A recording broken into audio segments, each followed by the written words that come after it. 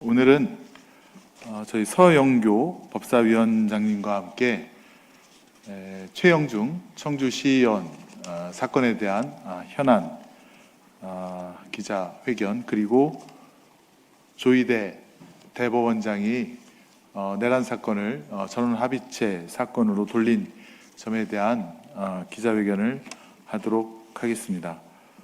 무엇보다도 재판의 신속성을 강조했던 조희대 대법원장이 특검법에서 정한 재판 기일 3개월을 도과했음에도 불구하고 하루를 남기고 전원 합의체로 돌린 것은 도무지 납득할 수 없는 처사라고 아니할 수 없습니다. 더하여 지난 1월에 추천되었던 노태학 전 대법관의 후임 추천을 아직도 거의 6개월, 7개월이 지나지 않도록 제청조차 하지 않는 것 역시 본인의 의무를, 국민에 대한 신성한 의무를 방기한 것이라고 하지 않을 수 없습니다.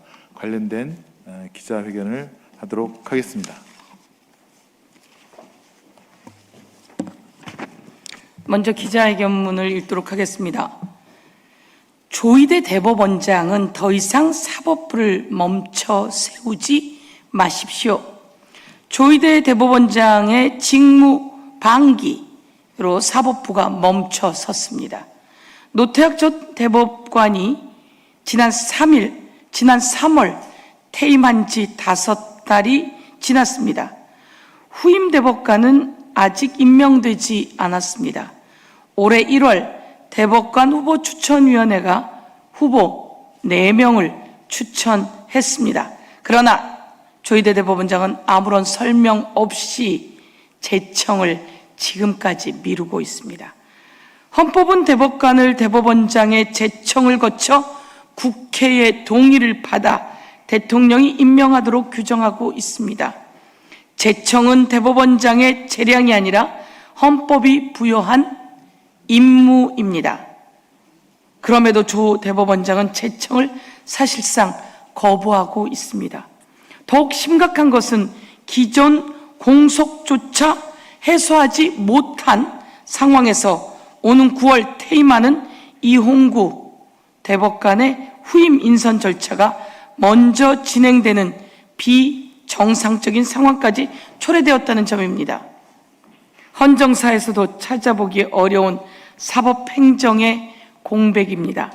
대법관 한 명이 매달 수백 건의 사건을 처리하는 현실에서 장기간의 공석은 재판 지연으로 직결됩니다.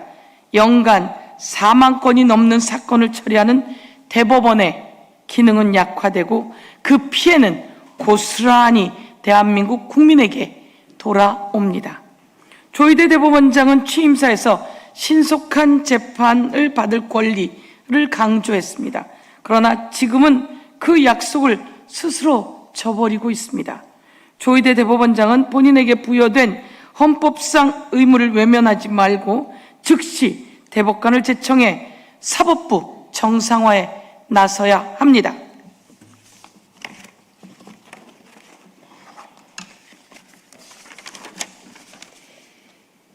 네, 아울러 대법원은 주요 내란 사건에 대한 심리 역시 지연해서는 안 됩니다. 한덕수 전 국무총리와 이상민 전 행정안전부 장관 사건이 전원합의체에 회부되면서 특검법이 정한 신속 재판 원칙이 지켜지기 어려운 상황에 놓이게 됐습니다. 특히 이들 사건은 현재 서울고등법원에서 진행 중인 윤석열 내란 사건 항소심의 중요한 기준이 될 가능성이 큽니다.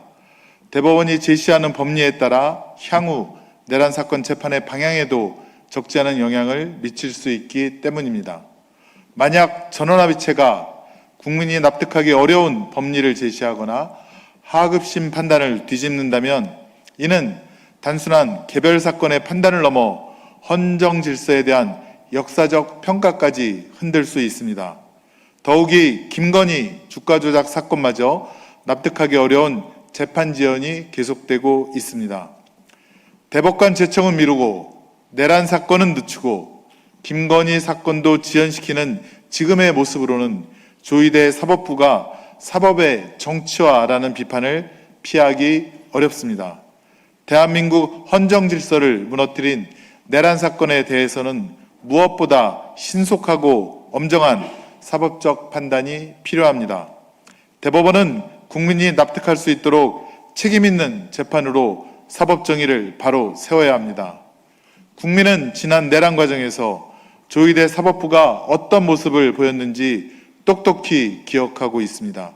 지금이라도 헌법이 부여한 책무를 다하고 정치가 아닌 국민만 바라보는 사법부 본연의 역할로 돌아오기 바랍니다. 2026년 8월 7일 국회 법제사법위원회 더불어민주당, 조국혁신당, 진보당 위원 1동.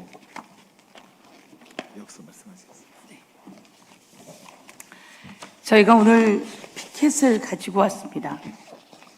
이 피켓은 지난 국정감사에서 법원행정처장이었던 천대엽 법원행정처장이 이런 말을 합니다. 12월 3일 불법 비상계엄이 공포된 그날 밤 대법원에서 회의가 있었습니다. 긴급하게 회의가 열렸습니다. 무슨 회의를 했습니까? 라고 제가 질문을 하자 당시 법원행정처장이 이렇게 답변했습니다.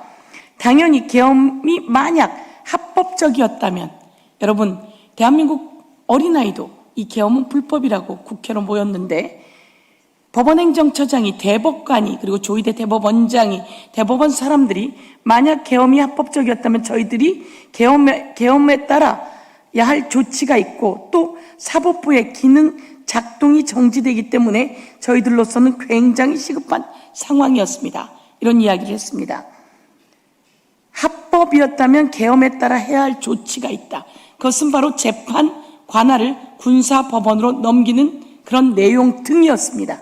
그리고 사법부의 기능이 정지되기 때문에 또 해야 될 굉장히 시급한 상황이었다. 이런 말을 했습니다. 법원이 대법원장과 조희대 대법원장과 대법원 관계자들이 모여서 이런 회의를 했습니다. 그때 보도가 나왔습니다. 대법원에서 해야 될 사법부의 재판을 모두 다 군사법원으로 넘기기 위해서 긴급하게 회의를 했다.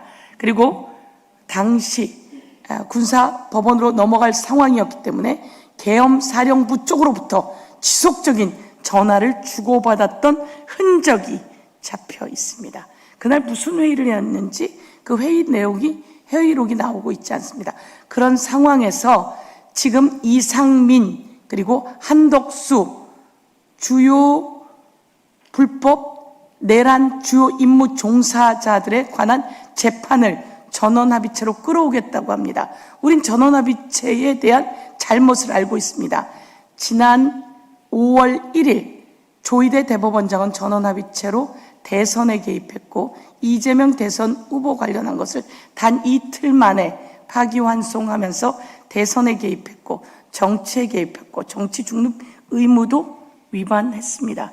이번 전원합의체로 이상민 사건과 그리고 한덕수 사건을 가지고 오고 김건희 사건을 가지고 와서 무슨 꿍꿍이를 하고 있는지 지적합니다. 대한민국은 지켜보고 있고 역사가 판단하고 있고 혹시나 다른 꿍꿍이를 하고 있다면 조희대 대법원장은 그렇잖아도 탄핵 대상입니다. 여기에 대해서 저는 법사위원장으로 그분에 대해서 강력히 지적합니다. 그리고 대법관을 왜 제청하지 않죠? 대법관을 제청하지 않는 이유가 뭐죠? 그래서 이 부분들에 대해서는 직무유기입니다. 임무방기입니다. 종합특검이 이와 관련해서 철저히 내란 때 무슨 일이 있었는지 수사해야 될 것이다. 이렇게 말씀드리면서 직위원이 윤석열을 풀어줬을 때도 그 조희대 대법원장은 아무 말 하지 않고 그것을 지지했다라고 하는 정황이 나오고 있는 점에서 강력히 문제 제기합니다. 그리고 마지막 한 말씀을 더 드리겠습니다. 바로 최영중 사건입니다. 최영중 사건이 지금 검찰로 넘어갔습니다. 구속 송치되었습니다. 구속 송치된 것에 대해서 여러분께 말씀드리겠습니다. 청주지검의 차장검사가 최영중 지역 당협위원장 김진모가 남부지검장으로 있을 때 그때 그 검사였습니다. 이들의 커넥션이 어떤지 감찰하라고 법무부 장관이 지시했는데 감찰 제대로 하고 있는지 모르겠습니다. 그리고 이와 관련한 통신 내역을 영장을 기각하고 구속영장을 거부하고 보완수사 요구로 시간 끌기를 했던 청주지검에 과연 이 사건을 맡길 수 있을까요? 경찰 수사 과정에서 또 다른 미성년자 피해자가 확인됐습니다. 최영중은 피해자들과 나눈 대화를 습관적으로 삭제했고요. 경찰 수사가 시작되자 피해 여중생에게 직접 연락하는 과감함을 보이며 대화 기록을 삭제하도록 지시한 사실도 확인됐습니다. 있을 수 있는 일입니까? 경찰은 아직 확인되지 않은 추가 피해자가 더 있을 가능성을 두고 수사하고 있습니다. 그런데 이제 최영중을 아동 성착취범으로 그리고 아동 성착취물 제작 등으로 기소해 재판에 넘겨야 합니다. 그런데 청주지검이 이걸 막고 있습니다. 통신내역 영장 기각하고 압수수색영장 보완수사 요구하고 구속영장 거부했던 청주지검이 이미 핵심 증거 확보를 과로막았던 청주지검이 과연 경찰이 송치한 혐의를 제대로 보강에 빠짐없이 기소할 수 있겠습니까? 아니, 더 찾아서 아동 성착취로 기소해 강력한 처벌을 받게 해야 합니다. 최영중 사건을 상급 검찰청에서 맡아야 합니다. 최영중, 김진모 커넥션이 연결됐을 가능성이 농후한 청주지검입니다. 온갖 언론 플레이로 일관했던 민경호 검사장, 김지혜 차장검사의 그늘을 벗어난 곳에서 최영중을 기소해야 합니다. 경찰이 통신영장을 신청하고 구속영장을 신청했던 것이 너무나 기본적이고 상식적인 수사였던 것이 확인되었습니다. 그렇다면 그 영장을 막았던 청주지검이 기소를 맡지 않는 것은 상식 아닙니까? 경찰이 송치한 혐의를 철저히 검토하고 필요한 부분을 보강해 빠짐없이 기소해야 합니다. 추가 피해와 범행도 끝까지 밝혀내야 합니다. 검찰은 최영중의 범죄에 상응하는 법정 최고형을 선고할 수 있어야 합니다. 그렇지 않다면 그 검찰은 모두 다 책임을 져야 하는 수사 대상이 될 것입니다. 아동 청소년을 상대로 한 성착취 범죄에 어떠한 봐주기도 있어서는 안 됩니다. 검찰의 기소와 구형이 제대로 이루어지는지 국회가 끝까지 감시할 것입니다. 검찰청법 제7조 대검 예규 사건 배당 지침 제8조 대통령령 제11조에 청주지검을 교체할 수 있으며 재배당할 수 있으며 그리고 청주지검은 회피해야 할 의무가 있다라고 하는 내용을 여러분께 다시 한번 알려드리겠습니다. 네, 최영중 사건에 대해서 한 말씀 드리겠습니다. 만일에 서영교 법사위원장께서 이에 대한 문제 제기 그리고 법무부 장관에 대한 긴급 현안 질의 그리고 검찰 주장하는 대로 압수수색영장 그리고 구속영장이 정말로 부실했는지를 경찰에게 확인해 보지 않았더라면 이 청주 미성년자 성착취 사건은 단순 성범죄 사건으로 그대로 묻혔을 것입니다. 그리고 뒤에서 영장 청구권을 가지고 장난쳤던 검찰의 그런 불법은 역시 그대로 묻혔을 것입니다.